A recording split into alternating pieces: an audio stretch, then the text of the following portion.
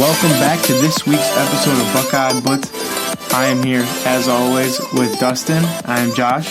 Dustin, how you doing? Oh, wait, before I ask you how you're doing, what's the best part about going blank and 0? We're 7-0, by the way. 7-0. Having the chance to go 8-0. I was waiting for you to say 7, and I'll say the best part about going 7-0 is going blank and 0. 8-0. Gotcha. Okay. Sorry. No, you're good.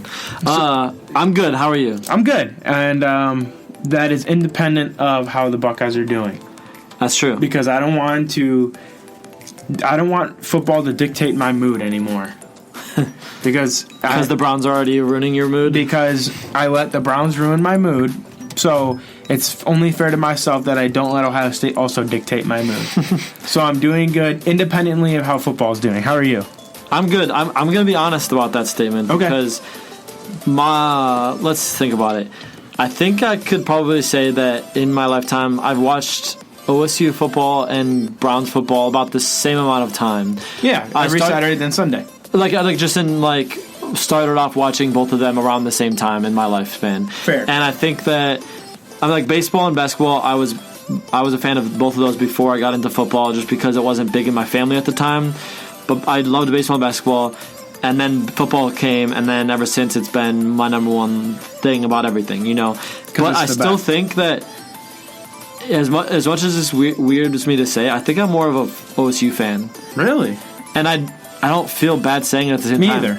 I think, like, obviously going to the school and talking about it on a podcast every week definitely impacts that. But and them being good. Exactly. That's what I was about to say. Like, I'm super loyal to the Browns. I'm never going to leave them, no matter how many. If they had 5-0-16 seasons in a row, I'd still be a Browns fan. Like, that's not going to change. Like, I'm not going to flip teams or anything like that. But at the same time, what's more enjoyable to watch? OSU or the Browns? That's true. OSU. And, like, I even enjoy the blowouts like this weekend, and I even more enjoy the big games like this weekend coming up. And with the Browns, It's just like, you get excited for them, and then they suck. You get excited for OSU, and you're awesome. Right every time. Yeah, pretty much every time. Yeah. So, and you've gone to way more Ohio State games in person than you have Browns games, I'm assuming. I have. I'm assuming you haven't been to, like, I've been to 2 Browns games in my life, yeah. I think I've also been to 2, maybe 3. Maybe I've been to, like, let's see, 7, 8, like... Yeah, roughly 20. Yeah. Something. By the end, I'll be up close to 30. 30? Yeah. Which is so weird to think about. Like, it does not feel like that at all. It is actually... I still remember my first game, though. I teared up. You teared up? Yeah. It was just such an incredible experience. You're finally being there, just being so excited. You were emotionally overwhelmed. I cried that game, and I'm going to cry my last one. And it's almost a guarantee. That's hilarious. So I'm a very, very, very emotional person. It does not take much for me to cry. I cry probably at least once per week. Probably. Hey, that's okay. That's okay, because it's letting your emotions out, right? Exactly, yeah. If you get it built up, then you're that's not good for your mental health. And they're always just tearing up, you know. It's not like I'm, like, sobbing. I don't remember the last time I just sobbed. Well, we'll see about the last game. We'll see if you sob or not. But Halloween's coming up this week. It is. Do you have any plans? It's a Thursday, so... I have an exam, so that's my plan. Thursday night? Not at night. It's in the middle of the day. Oh, well, you can still do something. I don't know. I'm just not, like, a huge Halloween party guy. I'm not a big dressing up guy. I'm okay if there's, like, a theme and I'll go to that party because you can have a simple theme. But if you're just wearing, like, a flannel and you say you're dressed as a lumberjack for a Halloween party, it's not right. Like, and I've just never gotten into Halloween too much unless I was a kid where I could dress up as Batman every year. I don't know. But growing up in Northeast Ohio, it's always cold during Halloween. So I just remember. So you'd always be Batman with a jacket. Exactly. Like, I always just remember, like, every time before we go out, it's the discussion of, well, how many more layers can my mom put on me underneath my costume? It was always either very cold, and I feel like in our later youth years, it was always raining. It rained. Like, it was raining a lot, yeah. Almost always. But when we got in high school, it was always our last football game was that weekend. Mm-hmm. So it's the end of the high school football season for regular season, so for Parma kids. Yeah, so I don't know, but if you want to do something on Halloween, I got the plug for you. So you do? You just ask me off air. Okay. And I got you. You don't want to tell everyone that's listening? All 20 of our listeners? Well, we don't know. True. Okay. I was exaggerating a little bit, but yes. Just let me in a negative way. So, a monumental thing happened for our podcast this past week. As Dustin promised he was going to do, we went to the bar and saw an away game together. We did. Not at Chumley's this time. Not at Chumley's. We went to my favorite bar this time because Dustin's choice. Josh was delayed on his showing up to the game. That's true. To my own. He fault. Made the plans and he almost canceled on the plans. But no, it's okay. It was for a great reason. Though. You didn't. You did not, and you showed. And you had a very, very valid reason. Josh had a big assignment to do that he had to work on. And apparently I'm an idiot and I don't know how to do it. So my wonderful girlfriend had to come in. And but you did well in it, so that's all that matters. Nobody from the university is listening to this because that would be academic misconduct.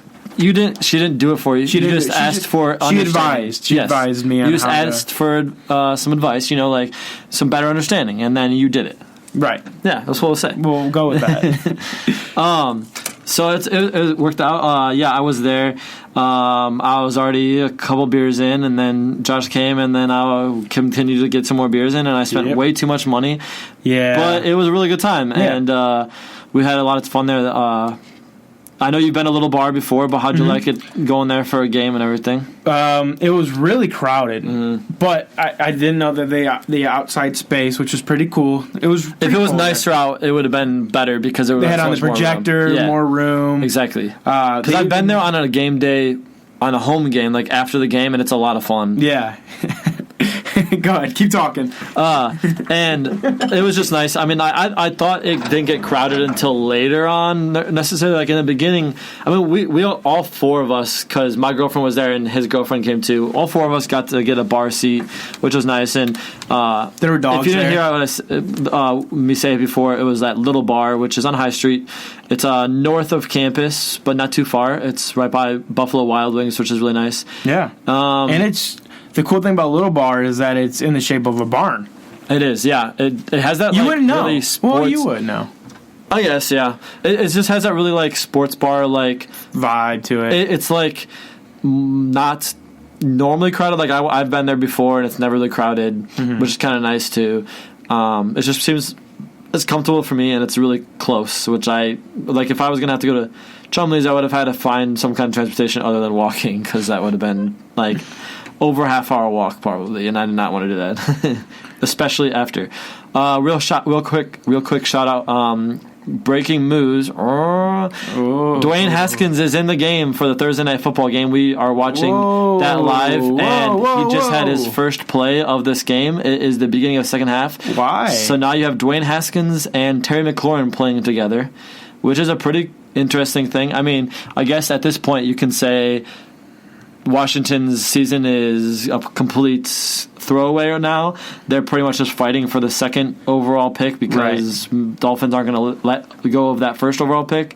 So I believe they play. I mean, why not? They already did. Oh, they did. Okay. And that's the one win that the Redskins have. I mean, as much as Haskins you could say isn't ready, I still kind of like it because how is he going to like? He's going to. What's better for him to get ready than putting him in a game? You can't. And it's a 13-6 game. It's not like he was put in a game where it's 40-0 like last time, where they were already being crushed.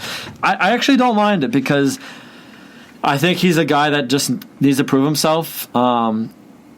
He's already looking. Terry McLaurin's wide open and even go to him. Terrible friend, terrible.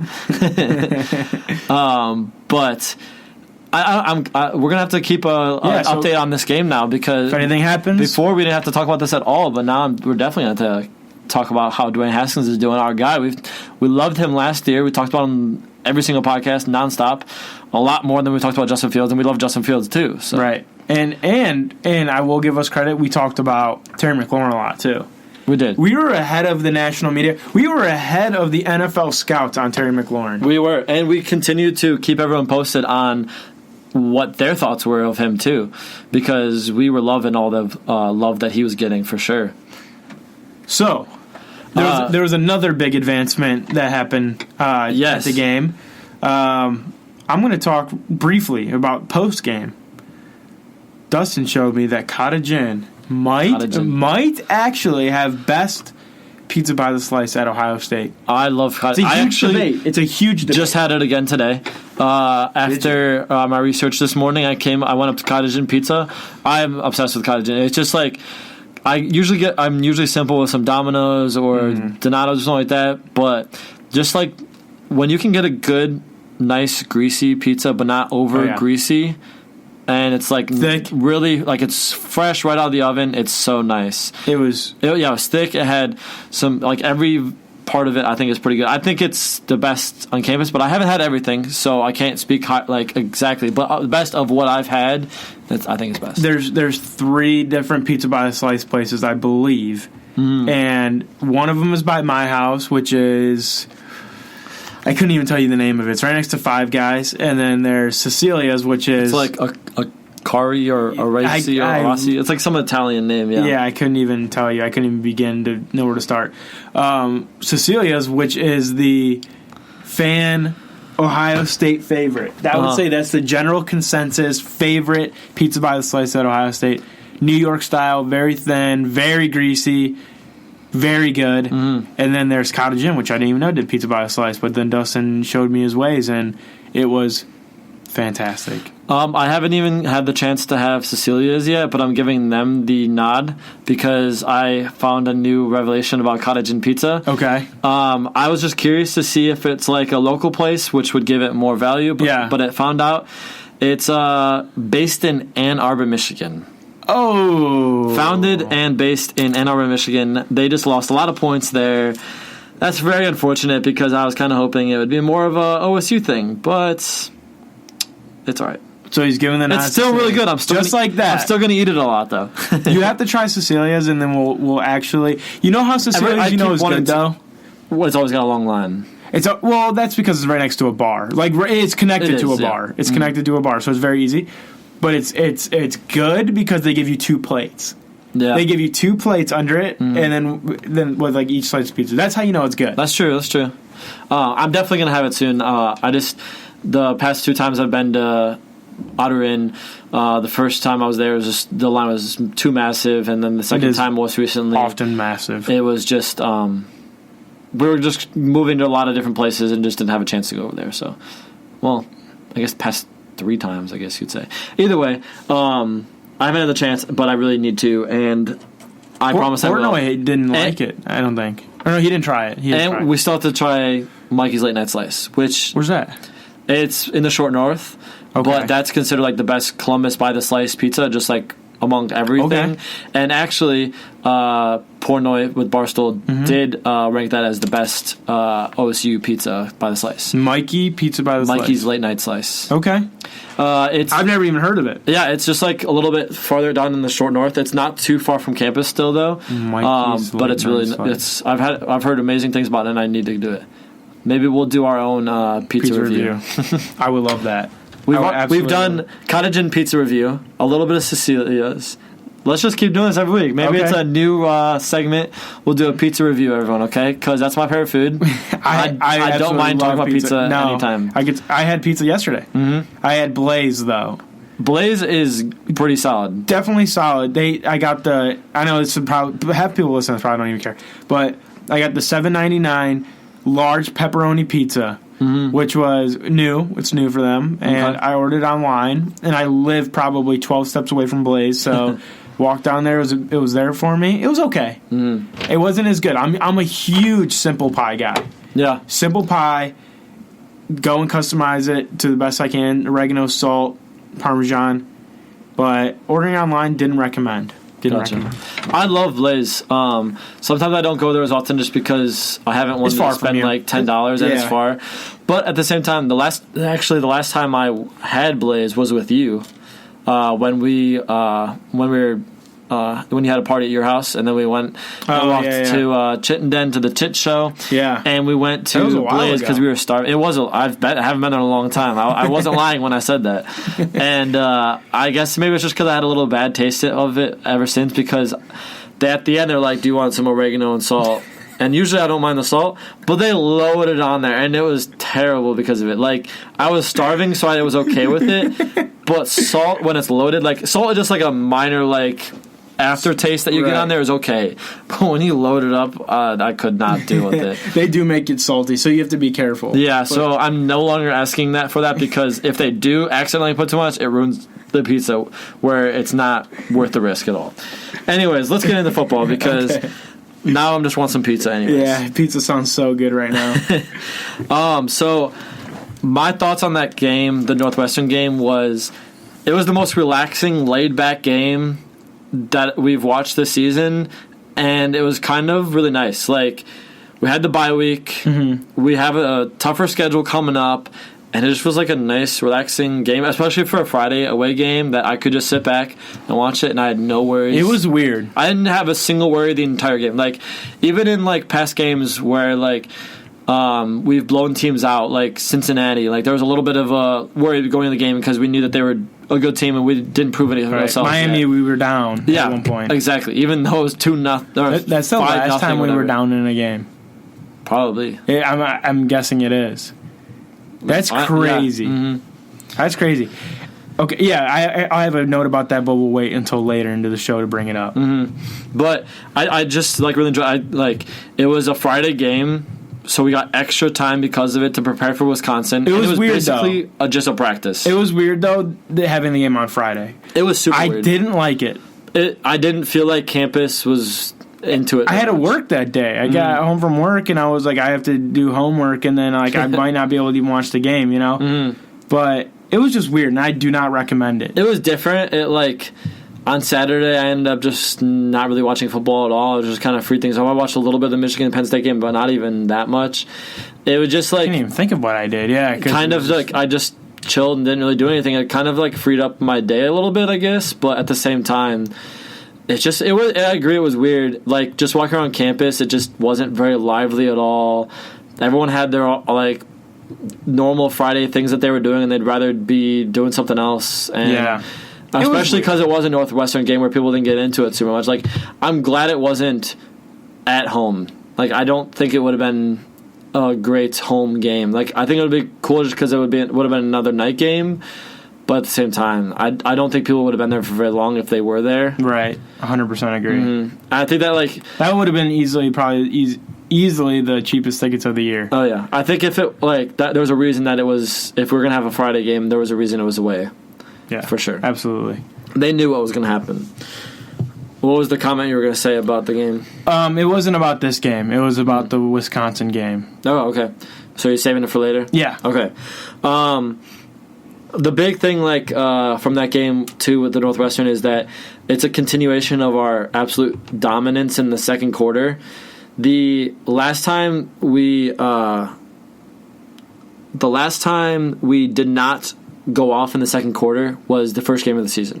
Florida Atlantic, we were already up 21-0, and then we went off in the first quarter. Yeah, so it was the only time that we didn't go off in the second quarter. But ever since, we've put up 21 points or more in every single game in the second quarter. That's crazy. That's awesome, though. I think we lead the country in second quarter points. I couldn't find the exact stat, but either way, we are on an absolute tear in the second quarter. Right. This week we had 24 points in the second quarter. Just to compare to the rest of the game, the most we had in a quarter was 14, other than the second quarter. Yeah. Just complete dominance, and I honestly expect that continue to happen in the Wisconsin game. Just to get into, I won't go into it too much, but I think that I could see us going a little slow and going off in the second quarter. I love that because not only does that obviously give you a lead, but if you go off in the second quarter, you go into halftime with a nice comfortable lead.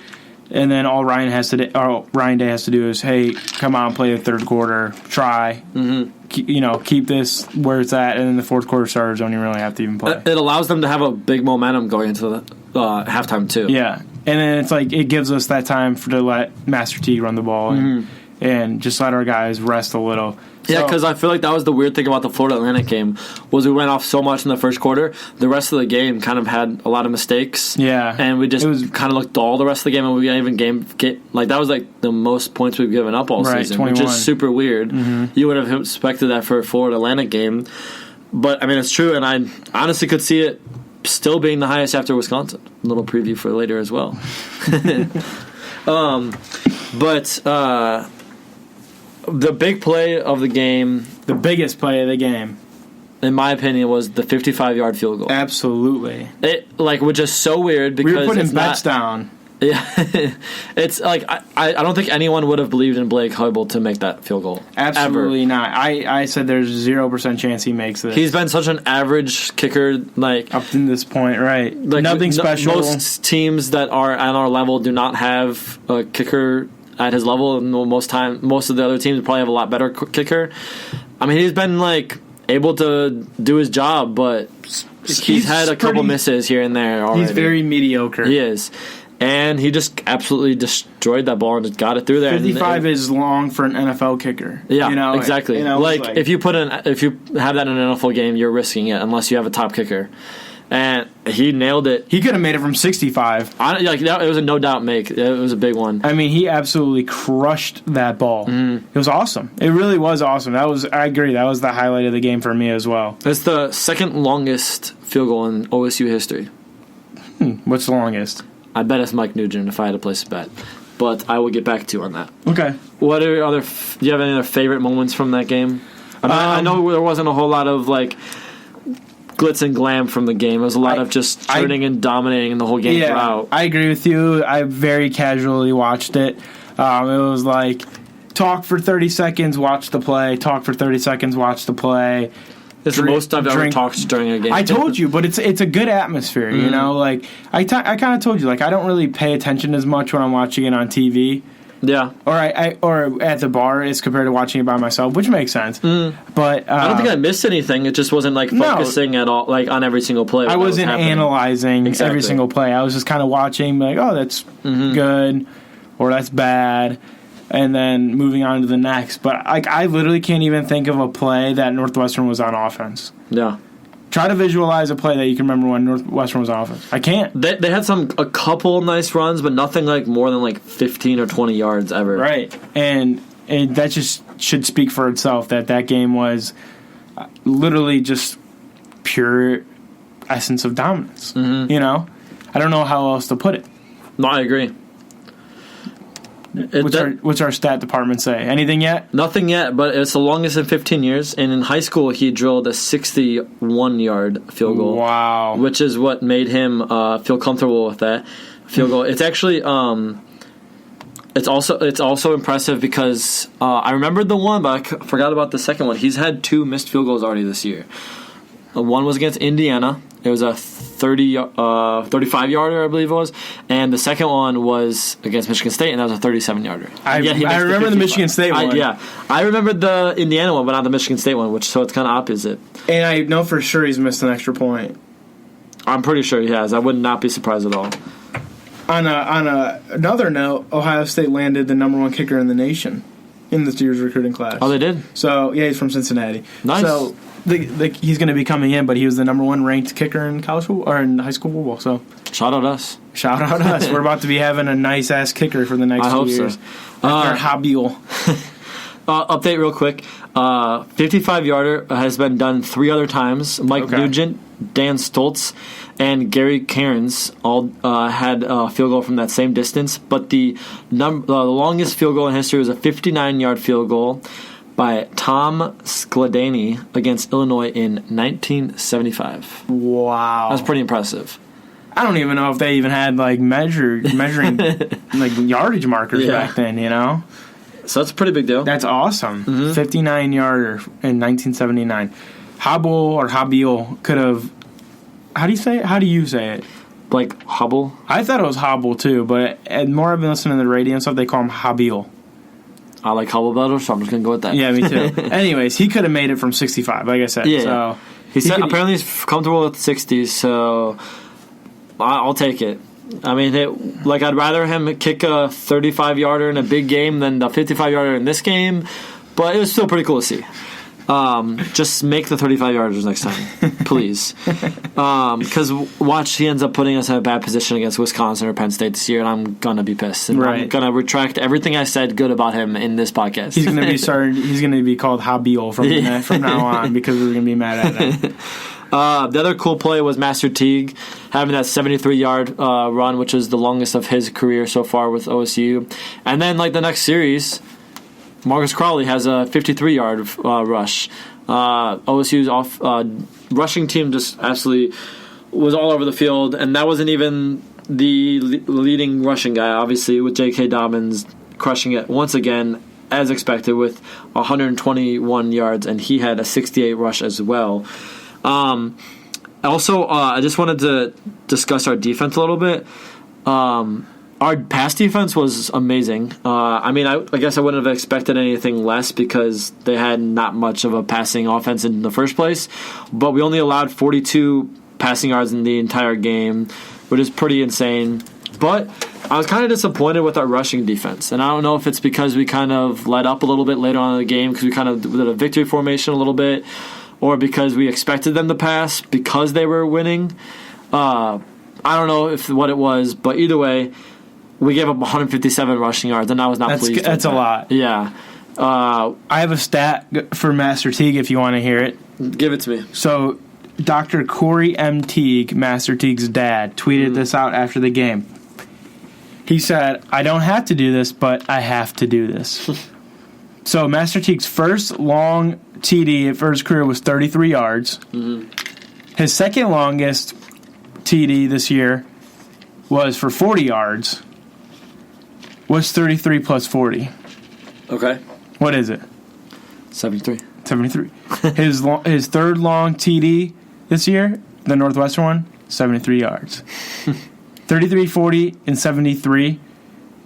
And their address was once 3340 from his dad himself. I thought that was kind of cool. 33, 40, and then 73. Playing around with the numbers. Yeah, playing around with the numbers, how you kind of see that stuff. Mm-hmm. But and we got some more Master Teague stats coming up in a little bit, too. Teague. But, yeah, I just kind of was just disappointed with that, especially with the fact that we have a huge rushing team coming up this weekend. If we can't, that's true. If we can't stop Northwestern's rushing defense, I don't know how we'll stop Jonathon Taylor. But obviously, that was just game script. That's how the game went, and I expect us to be prepared for Jonathon Taylor because that's who you prepare for. We weren't preparing for Northwestern's rushing at all. I don't think we really prepared. We just played normal. Yeah, exactly. I will say that I would much rather give up 40. I would much rather give up 150 rushing yards if it meant we only gave up 45 passing. Exactly. I'm completely fine with that. Yeah, I mean, when we still held them under 200 total yards in the game, they never had a rush longer than 16 yards. They had one timer in the red zone, and they got a field goal. Otherwise, we kept them out of the red zone the entire game. Right. So it really meant nothing, and it was pretty spread out amongst all their team. I mean, the leading rusher had 65 rushing yards, so that's not even great for him alone. I mean, we had two guys get more than that on our team alone, and actually blew him out in rushing yards in that aspect. So I'm not terribly worried. It's just a note to put in the back of my head that something to think about. If we had to say one weakness from the game, because that was an amazing game, there really isn't much weakness to take away from it. I guess that you could say that that's the one bad part of it. And Dwayne Haskins goes down with a sack, but not his fault. He didn't have any time at all, literally. All right, you got any facts for me? Some fun facts or stats. Do you want me to touch on Master Teague? Give it to me. Yeah. Speaking of Master Teague, as you were just saying, Dustin, believe it or not, this is a crazy stat. Mm-hmm. In the Big Ten, Master Teague is the 5th leading rusher. And he's a backup running back who only gets in during garbage time. He is behind, for sure, Jonathon Taylor, J.K. Dobbins. Jonathon Taylor's number 1. Yep. J.K. Dobbins is 2. Rodney Smith, the running back from Minnesota, is 3. And then Stevie Scott, Indiana running back, is 4. And Master Teague's only 40 rushing yards away from number 4. Right, so he potentially maybe not this game, but he might end the year around 5, which would be crazy if we had 2 Ohio State running backs in the top 5 rushing for the Big Ten. Considering, all right, go ahead. I was gonna say your fact, but you say your fact about Master Teague. I agree with you that I could see him finishing in the top 5 still because everyone behind him is pretty close. Like it's all within. Right. I figured it would be less than 100 rushing yards all the way down to number 10. But no one stands out to you that is just going to go off in the rest of the year. And in every single game, in my opinion, and I think you would agree with me, and most people would agree, Master Teague just looks better every single game. He's just getting better. So the touches continue to increase every game as well. Right. He's getting, there was a couple series where he had it to himself even in the Northwestern game. It wasn't, the garbage time went basically to Marcus Crowley, not even, J.K. didn't, only play in the first, right. He played, the least in that game, I think. I would say, he had 121 rushing yards. He was gone from the game before Justin Fields was even. But that just speaks to how great Master Teague is because we can do that with him in the game. But my stat with Master Teague is he has 512 total rushing yards on the season. JK has 947 total rushing yards on the season. To put into perspective how great that is and how bad this team is, Michigan's total rushing yards for their entire team is 1,087 rushing yards. Master Teague in garbage time alone is half of their rushing yards.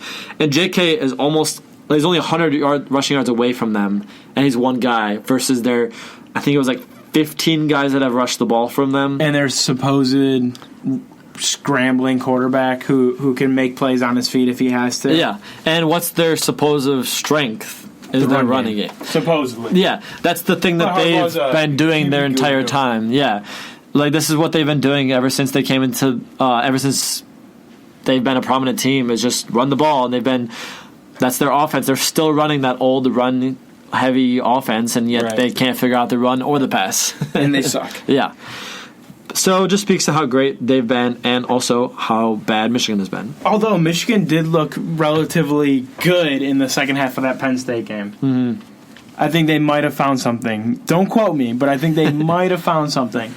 Okay. So it'll be interesting to see what they do this week. I agree. My other last fact, which isn't a fun fact, but it's still a fact, and it's a tough pill to swallow. Okay. OSU has only 3 home games left and 5 total games left of the season. It's guaranteed. Guaranteed. We still have the playoff. Well, technically 6 because we're already guaranteed a bowl game because we were already over 500 for the season. But either way, of the games that Josh and I will be going to as a senior, we only have 3 home games left, and it's very, very disappointing.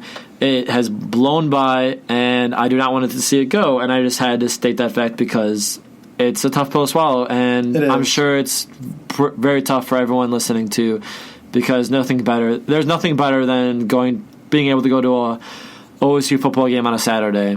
And we're not ready to say goodbye to that yet. For as cheap as we do. Exactly. I think that's what's going to kill me more is that for the rest of my life I could still come to Ohio State games. Yeah, I'm guaranteed to come to another game at some point in my life. Yeah, but at least one. But I'm not guaranteed to get the tickets at the price I do now. Definitely not. So hey, but we're not going to stop looking like students for a couple of years now. We don't have to turn in our Buckeye ID, right? That's true. You don't. So we can keep playing the game a little bit. We can, you play to win. How much longer do you think you're not going to look like yourself in that Buckeye ID? At least 4 or 5 more years. Exactly. Hopefully. Take a new one right before you graduate so it's as up to date as possible. Mega mind. And I just hopefully no one kicks us out of the Facebook groups. I just read a huge article from one of my assignments about lying. Or not lying, but bluffing. Is it ethical or not? And you, sir, have just... it's a life hack, sir. It's not bluffing or lying. It's a life hack. You, sir, have epitomized what that article was talking about, and I love it. It's a life hack. It's ethical to win at the game of life. That's fair. You got any more play to win. Fun facts or stats? Ohio State is 7-0, Michigan's 5-2. It's a good day. That's a pretty good fact. Mm-hmm. Wisconsin is 6-1. Which would have been better if they were 7-0. Much better. But I guess we could start talking about that now. Yeah. Around the league, yeah, so let's start off with that. Wisconsin last week goes and plays Illinois. They are 30.5-point favorites in that game. That has to be... It's considered one of the biggest upsets ever. Has to ever, be. yeah. Especially because of the line the spread that it had. It's unheard of to see that, and yet it happened. Wisconsin loses to Illinois 24-23. I did not watch that game at all. I did not even know it was a close game, and I got that notification, and I was absolutely shocked. And I was actually pretty mad because of it, because I wasn't very... I wanted a full 2 undefeated teams coming in on Saturday and playing their best, and the best team wins, which would have been Ohio State. But I wanted to show how great we are, and it would have been a lot more lit. Because on top of it too, like what's one of the best things of the being an OSU student or going to these games is rushing the field after a big win. And I guess Penn State we could do it because like last year we didn't have a big win, but we still rushed it after Michigan just because we beat Michigan. Well, we don't have Michigan at home this year. If Penn State's a blowout, do we still rush the field? I don't know. So I was thinking maybe if we beat Wisconsin, if it was 3 versus 6, I have no idea. I don't decide when we rush the field and when we don't rush the field. You are the sole decider. This man I'm talking to decides. But I'm just trying he to tells think every of, student whether we can rush or not. I'm just trying to think of when we would, and I thought there was a slight chance. I guess we'll just have to say for Penn State, because Penn State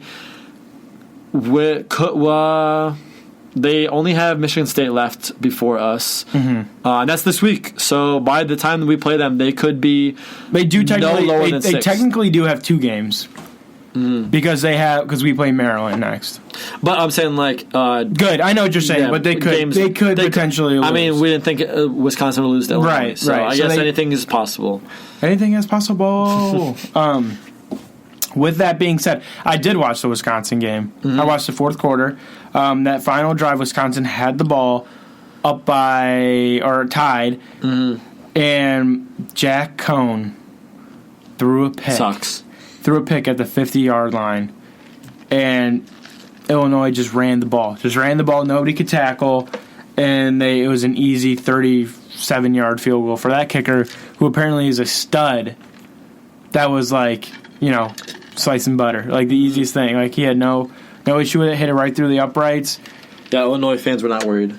I don't even think the Illinois fans. Yeah, they did. I was gonna say they stormed the field. They did. Yeah. I mean, why wouldn't you? I didn't even know if they had fans, to be honest. I wasn't sure. It was great, though, to see that.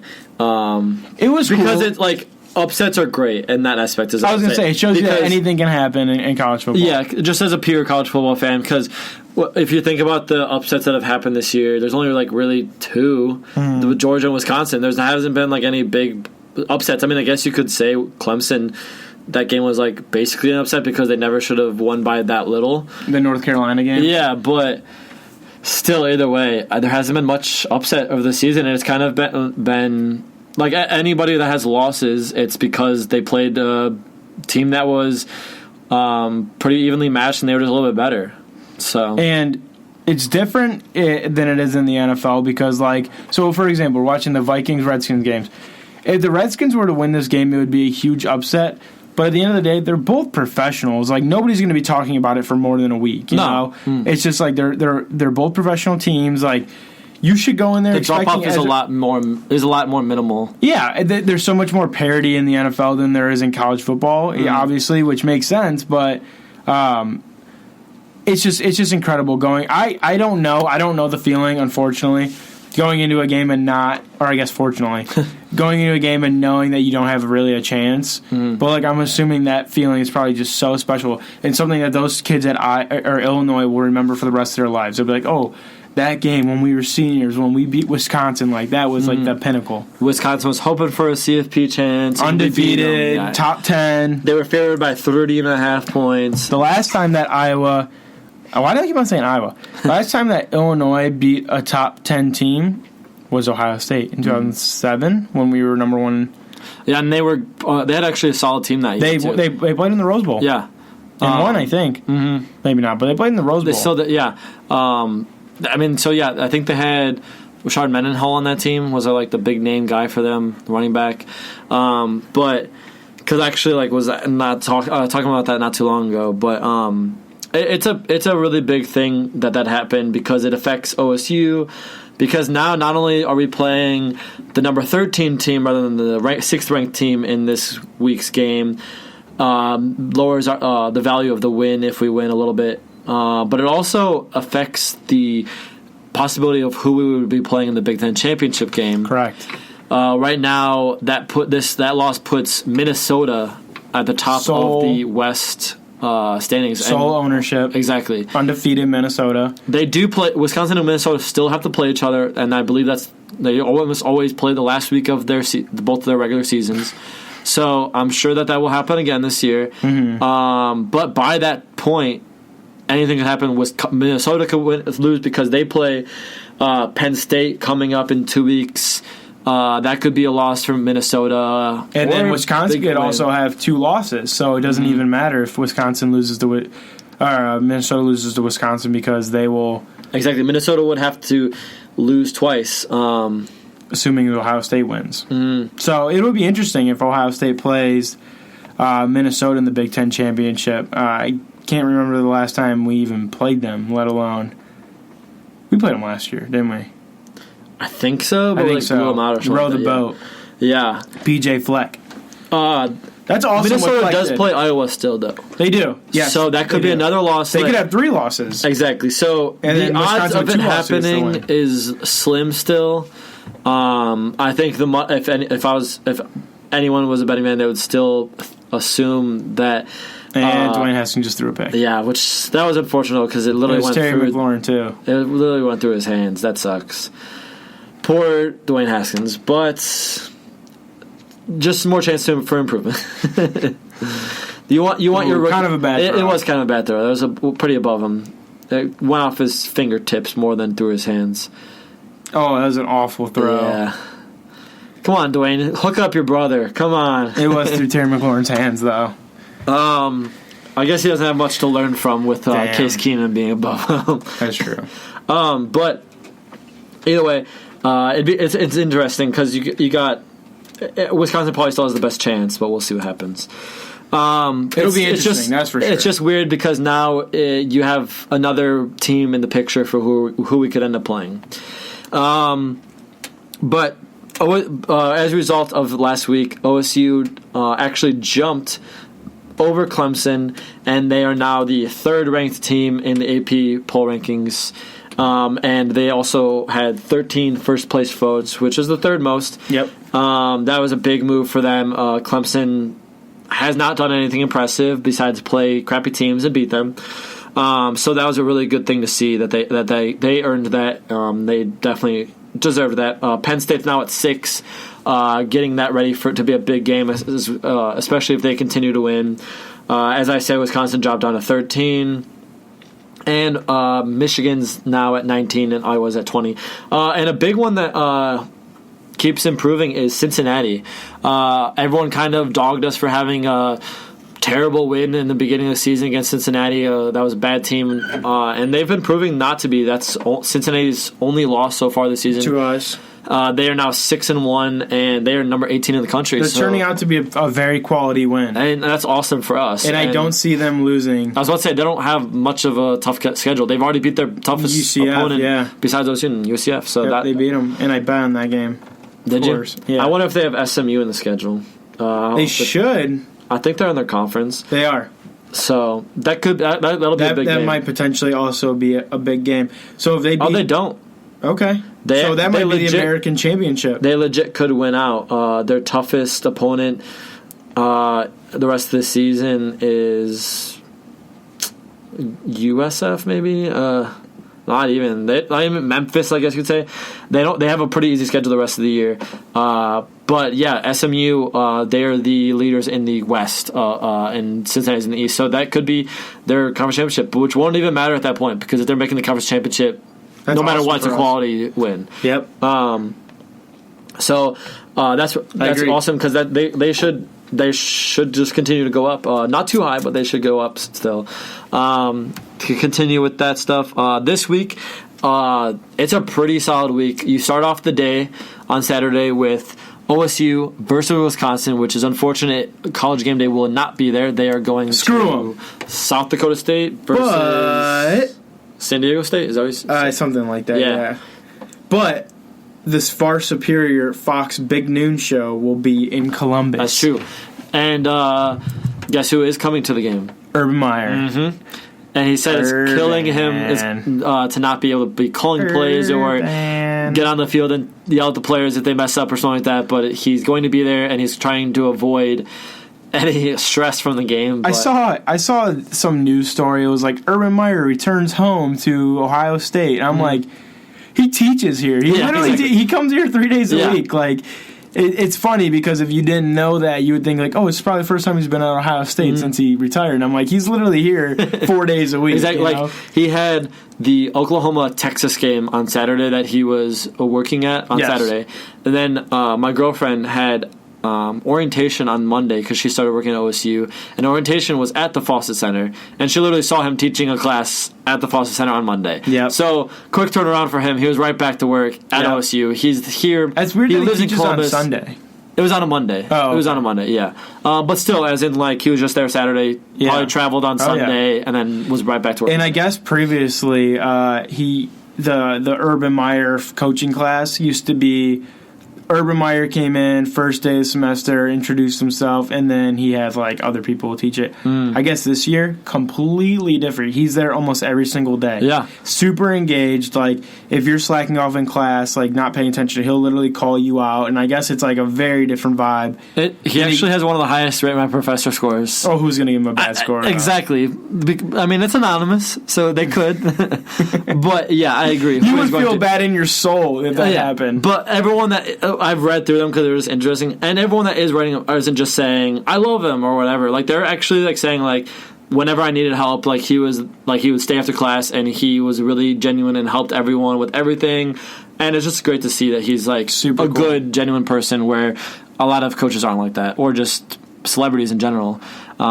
He's a good guy. He's helping out with the athletic department too, which is really cool to see. So yeah, I just thought it was funny because like from the outsider perspective, it was like Urban Meyer returns back to us. I'm like, he's literally never left. Yeah. He's literally here more engaged with the university now than he was when he was a coach. And I mean, I think it was Florida State. I think it was that just came out today, the other day, and was like. Their athletic director said, even if our coach were to have a heart attack right now or something like that, we still would not be calling Urban Meyer. Or somebody else, too. Like that, yeah. He said somebody else. That was hilarious. He's like, even if our coach, it was hit by a bus. Yeah, okay, yeah. Hit by a bus today, we wouldn't call Urban Meyer. I'm like, damn. Yeah, exactly. I don't know why. I don't know why it was that serious. Maybe because it's just some Florida rivalry? I don't know. I have no idea. And there was somebody else, too. Bill... I don't know. I don't know. But yeah, I saw that too. It was pretty funny. But NFL stuff, just the quick hittings with quick stuff with the NFL. It was a pretty big OSU week. We've already now seeing that Haskins is in. Terry McLaurin is having a pretty good game. Nick Bosa had a sack and 4 tackles for loss. Then his brother, Joey Bosa, had 2 sacks, 2 tackles for loss, and a forced fumble. John Simon, one of the leaders on the Patriots' amazing defense right now, had a forced fumble and a sack. And then Michael Thomas, 9 for 131 yards. He leads the team in receiving yards and I believe receiving touchdowns as well. He's just absolutely dominating in this league. And then the other side of not the other side of anything, but either way, now the running backs. OSU guy leading that again as well. Zeke was 22 for 111 rushing yards and a touchdown. He also had 6 catches for 35 yards. And he now has reached 6,000 career scrimmage yards and becomes the tied for the second youngest to reach that point in history. Right. Tied with Le'Veon Bell. And I believe he was only behind Eric Dickerson, I think it was. Eric Dickerson.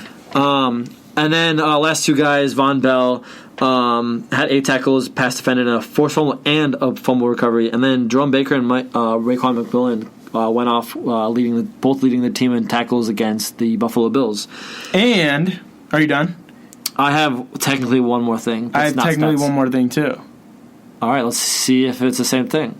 And Garyon Connolly traded to the Texans. Yeah, he was traded to the Texans for a third-round pick. I think that's a great trade for him. I think so, too. I think it's really going to benefit him. Yeah, I think he'll be going to the Texans. He'll be with a great defense. I think he can shine more rather than a Raiders team that no one pays attention to at all. He's been having actually a really good season this year. Right.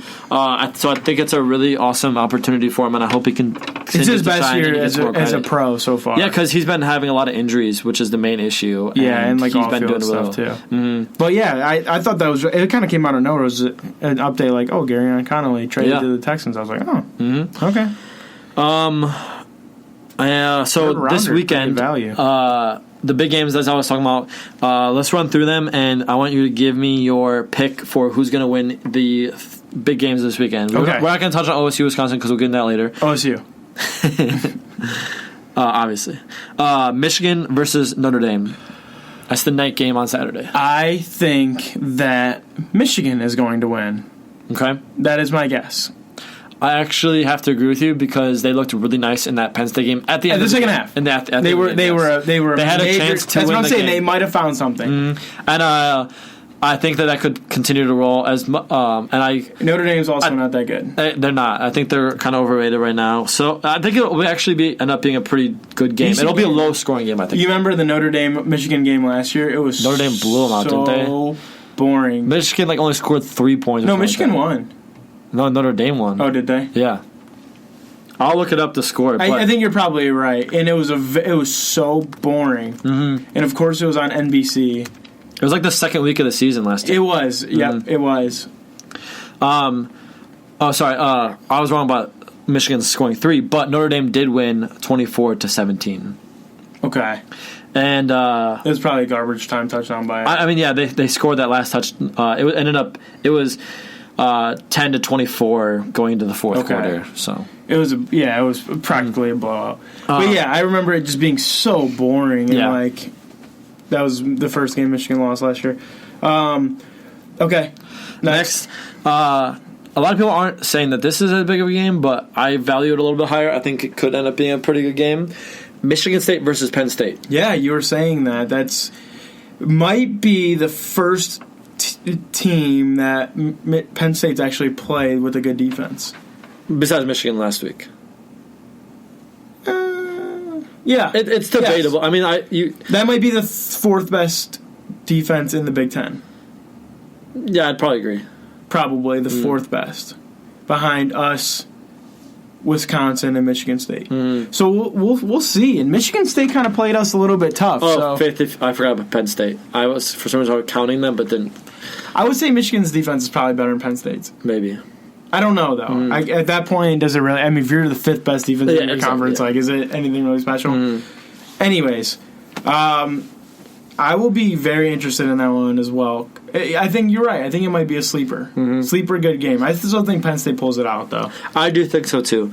Michigan State's offense just is they're just anemic, is what analysts like to say. They're anemic. The last one I got for you, it's the 3:30 game, and it's insane that this team has another big game on their schedule. It's their third top-ranked team of the season already, and they still have the number one overall team to play in the season. That's LSU, number 2 team in the country, playing number 9 Auburn. I think that if LSU wins this game, they probably cement themselves as the best team in the nation right now. I agree. If they win this game, I think that they could lose to Alabama and still make the playoff, which really messes things up, which I think we'll talk about a little bit later. I think Auburn is a little overhyped, but the rankings... I think so, too. I think Bo Nix is a pretty terrible quarterback. Right, and Gus Malzahn, the coach. He's not that good of a coach. No, he had some good years and not anymore. I think that the number, though, that Auburn does matter. You're playing the number, not the team, right, in that situation. And, beating a pretty highly ranked Auburn team definitely helps you out. But I disagree with you. I think that if they lose to Alabama, they're not getting in. It depends. We'll touch on this a little bit later because I want to talk about that and get in a big conversation because But because I think it just confuses the pool of teams a little bit for sure.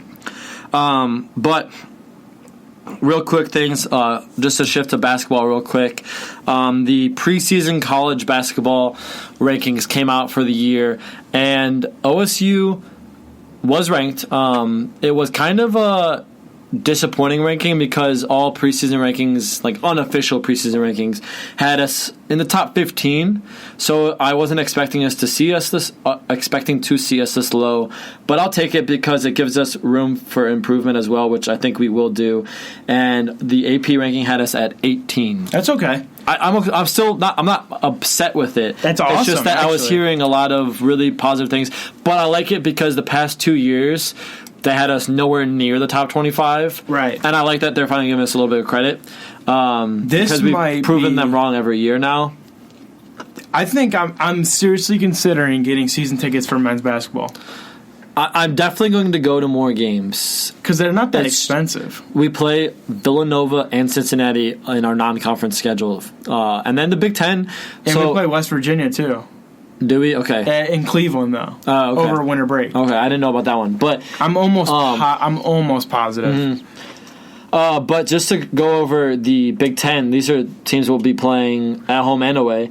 Michigan State, number 1 in the country right now. Yep, they were first time ever. Mm-hmm, and it was like way above the rest of them. There was a pretty But we always play Michigan State tough. We do, and I think that I'm really excited for that game. I think that'll be a really close, good matchup because it was close 2 years ago. It was close last year in the first half, and then they kind of took it. But 2 years ago, 2 years ago, we beat them. Mm-hmm. With Kentavious Caldwell-Pope. Not him. The Lakers just played the other day and messing me up. Damn it. Keita Bates-Diop. The 3 names messes me up. Man, just the look on your face is what had me dead. You're like, not him. I felt so bad because I was literally just about to say that how he was like one of my favorite basketball players of OSU, and I didn't even get his name right. So I guess I'm a fake fan. Anyways. Maryland also in the top 10. They're ranked at 7th. That kind of came out of nowhere. I did not expect them to be that high, but I guess I didn't know much. OSU was the 3rd highest ranked Big Ten team, and then Purdue also 23rd. We're higher than Purdue. Interesting. Purdue's 23rd.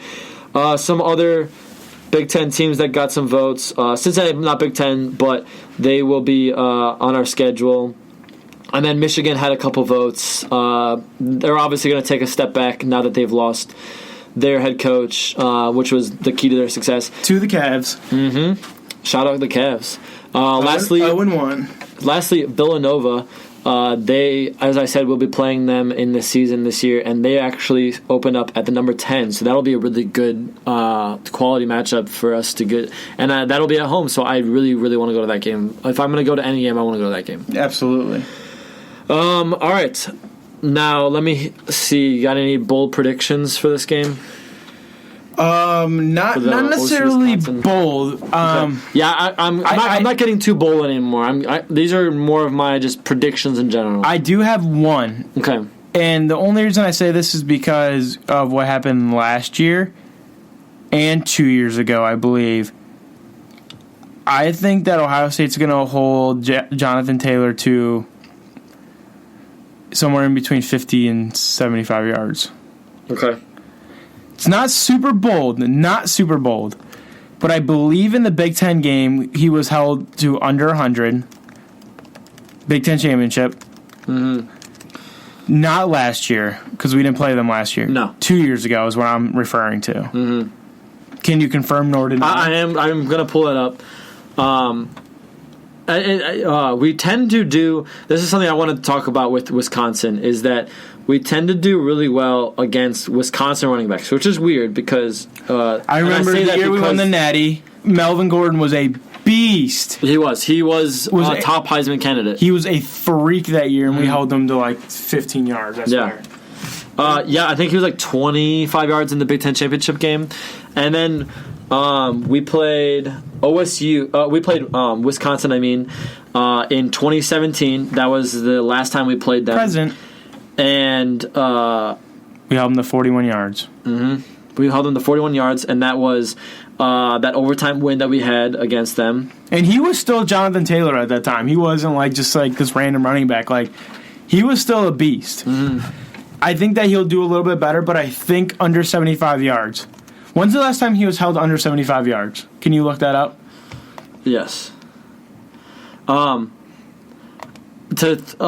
bold prediction also has to do with Jonathon Taylor, and I think Taylor has a good game because I think that skill is there, especially right now. And you said under 75? I think they're going to hold him under 75. The last time he was held under 75 rushing yards was against Northwestern, at Northwestern, when they lost to Northwestern last year. Mm-hmm. He only had 46 rushing yards that game. Every other game that entire season, he had over 100 rushing yards. And this year, this year, he's had over 100 rushing yards, except in the Michigan State game, he only had 80 rushing yards. So that is pretty bold to say under 75. The lowest rushing yards he's had in his career is 41. Against OSU. But even though I think Taylor will have a good game, not relatively speaking, just good game as for a running back. I don't think it'll be one of his top games in his career, but I think he has a good game. Even though that's true, I still think Dobbins outrushes him. I think Dobbins ends up being the superior back in this game, not only because I hope so, because I really want him to prove his value, and because Jonathon Taylor's outshined him in his whole career so far. I think that is really possible still, because we're going to focus on Jonathon Taylor. That's going to be the focus for this game because he's in their entire team, where they can focus on J.K. Dobbins. But guess what, Wisconsin? We got Justin Fields. And if you do that, either he's going to run all over you or he's going to throw all over you. I think this might be a big Master T game. That also is a possibility. Because I think we're going to be in situations where we just need 4 yards. We need 3 yards. We need 4 yards, and we just need someone to go downhill. I do believe J.K. can do that, but I think that just Master Teague's showing us what he can do the last few weeks. I think that it might be a bigger Master Teague game. Yeah. Actual meaningful reps is what I'm saying. Yeah. So I'm still trying to figure out how many rushing yards Jonathon Taylor had in the Big Ten championship game, where we won 27-21 in 2017. But I am still. He had 41. That was in the game that we played. Oh, early that was in the year? Big Ten championship game. Yeah, that was the game. Are you sure? Maybe I'm wrong, but we definitely played them. Oh, was he just not the running back when we played him last? In the Big Ten, he was. But we remember we played them in overtime, and JT beat them our freshman year. Was he not the This running was back? our sophomore year Oh, that's right. that I'm referring to. So he wasn't the running back. That's why I'm confused. No, he wasn't, yeah. So he only played us once. Right. Okay, so 41. Okay. Because he's a junior now. Yeah, that makes sense. I forget that we're older than him. It doesn't feel right. Yeah, I know. It doesn't feel right. Yeah, yes. I believe that. I don't know who they were our freshman year or who their running back was. Probably nobody that of very much relevance. It had to be someone between Melvin Gordon and Jonathon It was Taylor. whoever it was in between them. Because Melvin Gordon was drafted in his first season in the NFL was... Same with Zeke, right? 16. Okay. Had to have been, right? Mm-hmm. I don't know. So I think there was a guy for 1 year. Yeah. For the 2017 season. Uh-huh. All right. My bold prediction also has to do with the running game. I think Justin Fields, because of the fact that I think that they will try to attack J.K. Dobbins and kind of try to stop him, and the possibility of Master Teague being a bigger effect in this game, I think Justin Fields ends up running a lot more game in this game. I think we run more of a play-action style in this game where they give him the option to run it if they're honing in on J.K. I think he runs more in this game. He hasn't had any huge rushing games this year. He hasn't been able to break out. Corey Clement. And okay. That's a pretty big guy. Dude, they've actually... They've had a top running back. Remember when they had Monty Ball? Yeah. He was supposed to be sick. 77 career touchdowns. Yeah. He has only fumbled once in his career, and that was against OSU when he jumped over the line to try and score, and he fumbled. That was an amazing play because that would have won him the game. I remember that. They went Monty Ball to James White, Patriots James White, to Melvin Gordon, to Corey Clement, for 1 year. He was there for 3 years, but I think he only played for 1 year. Gotcha. Like, really played. And then Jonathon Taylor. Yeah, Crazy. Honestly, they don't get talked enough about how good RBU? of a rushing team they Question are. mark? Mm-hmm. Because, sure, you could say Georgia has Sony Michel, Nick Chubb, and Todd Gurley, but just the, like... And that was all in one team. And then Alabama has a lot of really big guys, too, with Mark Ingram, Derrick Henry, I already said Mark Ingram. And more. Either way, I think that like they're very underrated with how good of a... Because Monty Ball wasn't great in the NFL. But he was sick in college. He was. I mean, they've had some of the best running backs ever when it comes to college football. But agreed. Even though I think Justin Fields runs more in this game and becomes more of a running threat here, I do think that he throws a pick. He's only had one pick all season. That was against Michigan State. I think he throws another one in this game. That's my one bold prediction, I guess you could say. Because that's fair. I'm not usually picking actual result. I think that he throws a pick. But my score prediction is I think we still, even with that, I still think we win 31-10. I was going to say 31-17. All right, okay. But I actually am going to adjust it a little bit. I think it's going to be a little bit closer than that. I just want to make. I think Wisconsin's going to come to play, and they scare me because of that. 31-24 is what my guess is going to be. Okay, and that's still 4 touchdowns and a field goal for us, 3 touchdowns and a field goal for them. I if we just win the game, that's all that matters. Like we don't have to blow them out at all. We do not need any style points. If we just need to be undefeated, and so I don't care how we win this game as long as we win. But I do think we can win because I think their offense isn't there. If you lock down Jonathon Taylor, which is definitely possible with our defensive line, I think they're nothing. If we bottle up Jonathon Taylor, I like your prediction. If he has a good game, I like my prediction. I agree because mine's all based on an if, and we don't know if that's going to happen yet or not. Because this is definitely, even though they lost Illinois, this is still the biggest test of the year. It was a fluke. I'll go ahead and say it. It was a fluke loss. It really was. I don't think it means anything for this game. People are letting it affect the line a little bit and our chances of winning, but I still think that Wisconsin deserves respect, and I think it'll be a tough, close matchup. But at the same time, I have no respect for their offense. So that's why I'm still giving us a 31-10 win. I think our defense puts us in good positions and allows us to win. I don't think we do anything super flashy, but we win. We do win, and we win often. So my last prediction hasn't necessarily have to do with OSU, but I predict that there are only 6 teams left in college football playoff contention.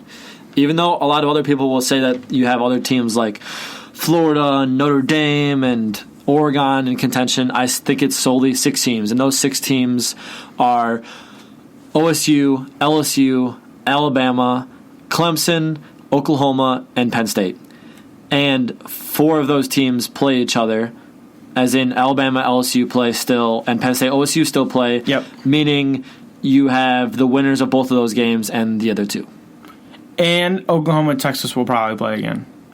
Yes, exactly. But that's not guaranteed. But we're talking strictly guaranteed. 2 of those 6 teams are going to lose. Mm-hmm. It's an absolute guarantee. Yeah. No way around it. They're not going to tie. Right. But I really don't because you look at who's number 7. You have Oregon, and I don't think that they're going to be in. I think that they still have even if they win out, I don't think they have. They lost to Cal. If they win out, they don't have a better loss than Alabama or LSU's only loss, or OSU and Penn State's only loss. Right. The 7's Florida. I think even though they lost to LSU, I think they have a chance to lose again, especially with not having a great quarterback.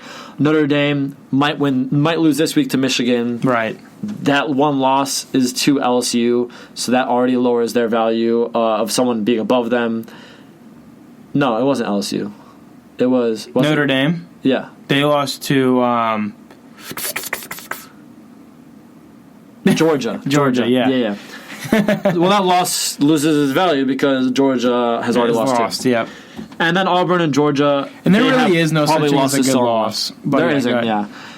So I believe that it's down to 6 teams, and I will fight anyone that disagrees with me. That I really believe in that. I 1,000% agree with you. We kind of talked about it before we looked at the predictors. I really agree that it's never been like this either. Unless a bunch of madness happens in the last half of the year, I really think that it's really Oklahoma. I kind of would be shocked if we end up seeing someone in there that isn't one of those 6. What really throws us off is how Clemson doesn't really play with anybody. Mm-hmm. You know, them not having a tough schedule really is what is like throwing everything off. The crazy thing with Clemson though is just to bring some odds in there, even if they lose one of these games like this week against Boston College, where they should not lose at all, they have a 96% chance of winning it. They will still over a 60% chance of making it because they'll be conference champs and everything. A one-loss conference champ. Yeah, I don't know. It's a really unique year. I agree with you. We haven't had it like that in a long time. We've had a lot of people in contention still. I mean, we've been 12 at this point or something like that, and we won the championship. So it's weird. But we'll see what happens. We're definitely gonna keep a track on that, and I'm gonna circle this right now so that we can go back to it, because I know Josh agrees with me that absolutely it's only 6 teams, and we'll see it if we're right or wrong on that. And the CFP comes out not this week but the next. Yeah, November 5th. So there'll be 2 games left. Only 1 game for OSU. Yep, and Wisconsin. Because I think it's the Big Ten in general has a bye in 2 weeks. I don't know. That might sound weird, but for some reason, for all the teams I looked at, they don't play that week. Okay, we'll see. Does the whole conference have a bye week off? I don't know. I'm going to look at the scores for next week. What are your burning questions? Got any questions you want to ask or discuss? Let me think. Questions. I'll start off with one. Okay. What are I know you talked about it already, but what do you think the odds are that we shut down Jonathon Taylor? Because I said it's a big if. Yeah. I think that, we had Shiano. You don't have to give me a number. We have a different defensive coordinator now than we did at the time, so it's not like we're running the same kind of stuff that we were running before the last time we shut down Jonathon Taylor, you know? Mm-hmm. Pretty much our entire defense is mostly different, you know? So it's not like a lot of the guys have faced him before. So I'm not super confident in us being able to, shut him down, because he was a freshman. Yeah. Our whole defense is different. Tough Borland might be the only person that's played against him. He's only 2 years ago. It would have been 2 years ago. I don't think he played much, no. Yeah, so it's a whole different defense. I mean, we're still talking like Jerome Baker and those kind of guys. Mm-hmm. We're still on that team. So none of them have played him before. Different defensive coordinator. Jonathon Taylor also has had 2 years to get better. He's better right now than he's ever been. So I'm not super confident in it. I would really say that it's probably 50-50. Because the crazy thing about it, though, is, too, that he could have a 100-yard rushing game, and we could still win the game easily. Yeah. It means nothing how much, because, even if we're winning by a decent amount, they still aren't going to pass it. They're going to rely on him. So he's still going to get the ball a bunch, no matter what, because he's their workhorse. That's their offense, and they're going to have to rely on it, because Jack Cohn is not going to lead them to a victory all of a sudden. I mean, I don't want to end up regretting saying this, so I'll knock on wood, because I could easily jinx things, and he could prove me wrong, because everyone comes to play in a big game. So we'll see. But next week, just because you were talking about that, only 2 teams in the Big Ten play, and it's a super weird week. I was going to say, mostly nobody plays. LSU, Alabama, Wisconsin, Penn State, OSU. They do play that week. Don't play. They don't. Mm-mm. I was going to say, almost everybody has a bye week. Almost everyone. The only teams that gives 2 an extra week. Michigan and Maryland are playing. I have one thing that I have to say really quick. They took Dalvin Cook out with 98 rushing yards. They wouldn't even let him get to 100. And that's extra points for me in my league, but go ahead. He'll get it. He just took his helmet off, and this dude is just absolutely ripping their defense. Alexander Madison's pretty solid. Yeah. The only good game for next week is Florida against Georgia. It was 3rd and 19, and Redskins used all their timeouts left, and they got a first down on a running play. Good, I'm sorry. All I was saying was that the only good game next week is Florida against Georgia, number 7 versus number 10. That's the only game that could mean anything for the college football playoff rankings. Yeah. That's good, though. I'm glad that it's pretty much a universal bye. Yeah, so... not like this week was a huge week, and then you kind of have a break off. So appreciate this week while you can. My other questions I had were: do you think we get any picks in this game, any interceptions? I predict Justin Fields to throw 1 interception. You think we come up with an interception? Absolutely. In this game? We haven't been interception heavy in this season. Wisconsin's been better in interception wise, but we had 2 interceptions this past week against Northwestern, or was it just 1? I can't remember, but I will say that I do think that we will get at least 1. Jack Cohn is he's decent. I wouldn't say he's by any means good. He was a 5-star. Mm-hmm. People forget that he was a 5-star, and he probably is the best quarterback they've had in years there. But I do think that we're probably gonna. Besides Russell Wilson. I was going to say just since then, yeah. Which is still a decent amount of time ago. Oh, yeah. 9 years ago, I think, already. Mm-hmm. Something like that. Something crazy. But, yeah, so we'll see. I do think we'll get 1, though. I will say yes. What do you think? I do think so. I would like to see it be someone different like Sean Wade or Jordan Fuller. Yeah. Or Brendan even David Arnett. I wouldn't mind. I'm as much as I love Jeff Okudah, I think he's proven already that he's a ball hawk. He doesn't need Let's one. get someone else that interception. Last week we did have 2, but it was Amir Reap and Seven Banks, 2 guys that were backups that played later in the game. I would like to see Brendan White get a pick too because he hasn't been playing as well as he was expected to. People were expecting him to. Yeah. He was in that new position that we added this year, that super backer or whatever.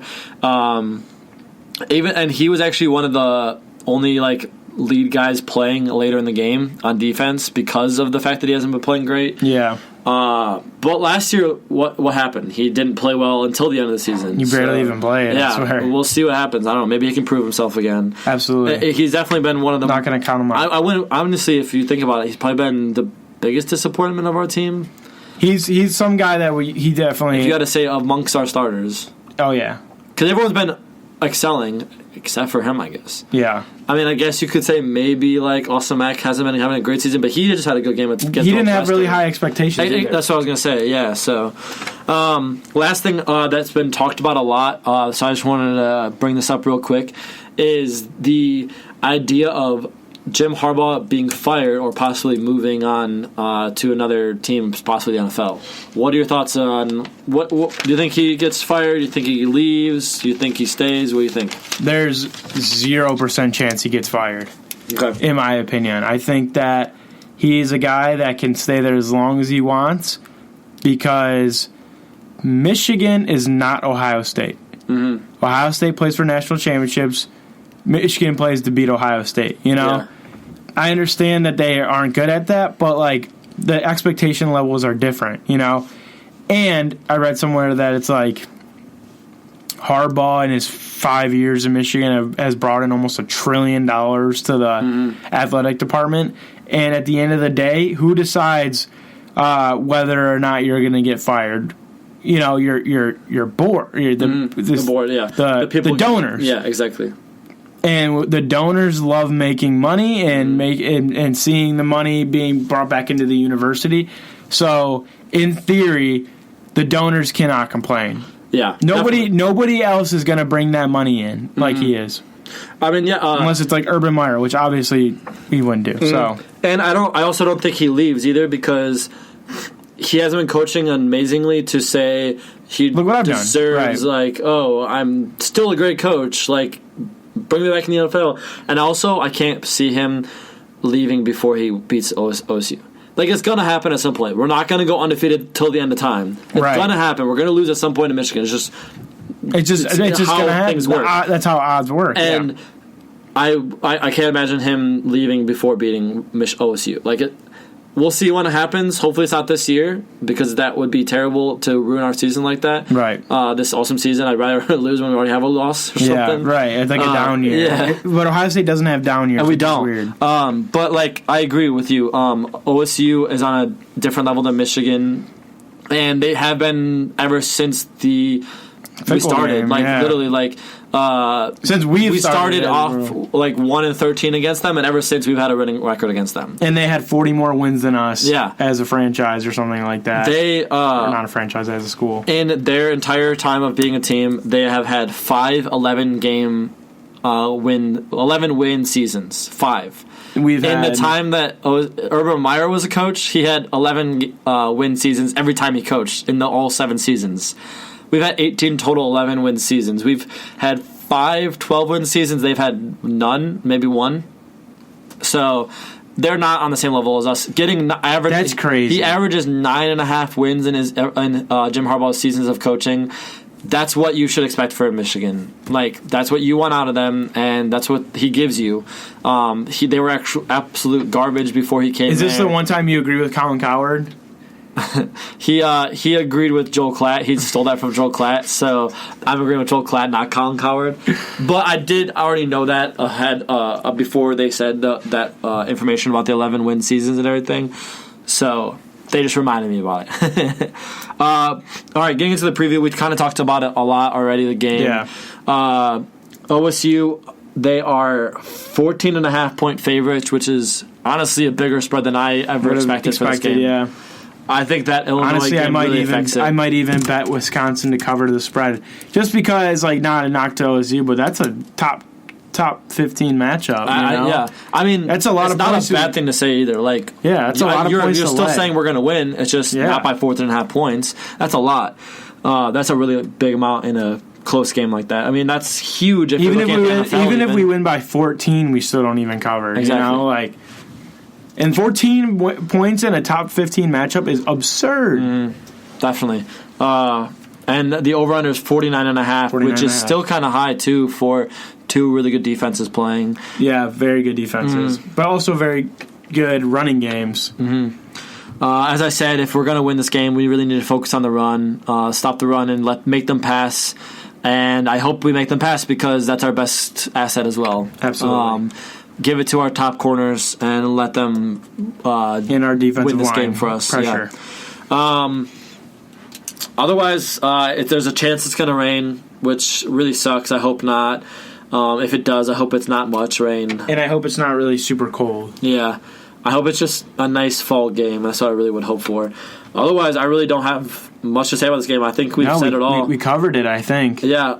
My score prediction was 31-10. Yours was... I'm going to go 31-24. Okay. Late touchdown. Also, I like it. I'm not hating on that at all. Otherwise, we'll be at the game. We can't wait. It's going to be an awesome game. It's been kind of a little while since we've been at the shoe. Through two or 3 weeks. Yeah. Yeah.